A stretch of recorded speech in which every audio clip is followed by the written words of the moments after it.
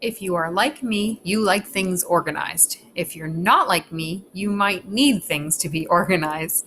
So this video is going to show you a little bit how to organize your Google Drive. So your Google Drive may be a little bit of a mess. It may be hard to find things, and there are a few things that you can do to make it more visually appealing and to organize yourself a bit more. First things first, if you do not see this, this is called the quick access. This is actually the most recent things that you've been clicking on and using. If you want it on or off, if you go to the settings on the top right and click on settings, there is a way at the bottom that says make relevant files handy when you need them in quick access.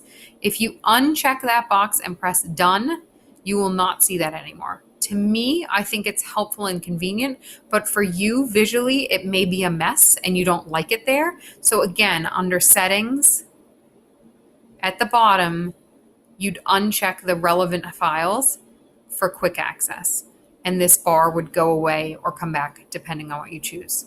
Another thing that most people don't know is that there are two different views, and you can actually use them at any time, but most people have a preference. So the view that I have has folders up here, and then any documents that I have down here.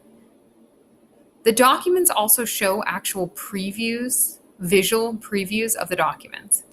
If I click right here, I'm going to toggle to what's called list view, which will look a little bit different.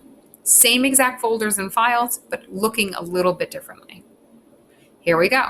So that quick access thing is still up here, but now you'll notice that the folders are organized in a linear fashion, I guess, and there are also the documents that I had. Now those previews are not there, but what you do get, for example, is the name of the owner, last modified, and file size. If you're more traditional and like to organize, for example, to be able to click on last modified and move it around, to be able to change the name and change it alphabetically, you can do that in list view, but you cannot do that in grid view.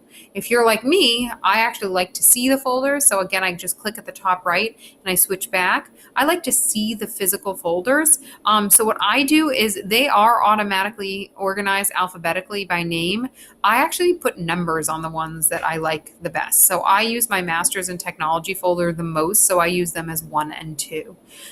So that's one quick thing, is the different views. Another thing is, again, you can change this. If you click on name, you can adjust to last modified by me, and last opened by me. Unfortunately, name means literally alphabetically. So if you need to alter these at all, putting numbers in front of them help. Let's see. So folders could help. Maybe you're looking at me like, wait, how'd you get those cool folders? So if you notice, I have this masters folder, and in that folder, if I double click on it, I will see all of my master copies of things and even more folders. I have folders and folders and folders. If you want to go back, by the way, you can actually press the back button, but you'll notice up here, I know this is a silly thing, but this is called the breadcrumb trail, kind of like leaving the breadcrumbs behind so you know where you're going. So right now I'm in the masters folder. If I click on my drive, which is the one behind it, I'll actually jump back to my drive. Kind of cool, right?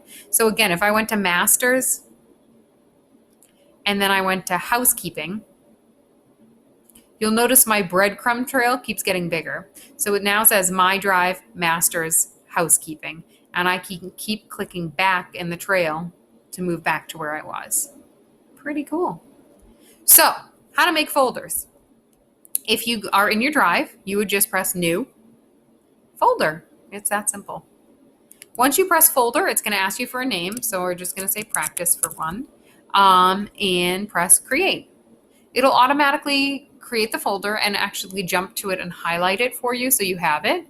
In order to make a folder in a folder, you would just click into the practice folder and press new and folder. And we'll call this practice 2 and press create. So now I have folders. I can do what I want with them. Again, to go back, I would just click up here to my drive.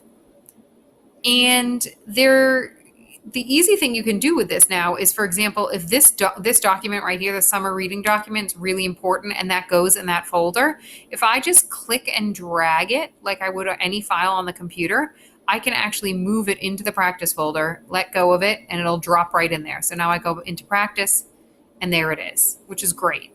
Again, that's clicking and holding and then dragging it and then letting go of the mouse in order to drop it.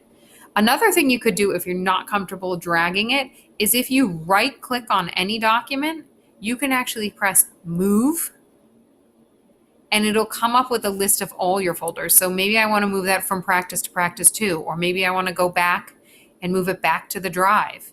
You just press move here and there it goes. It'll actually tell you down here and confirm that it's been moved. And if you don't like it, you can press undo. I'm going to go back to my drive to show you color coding, which is always fun.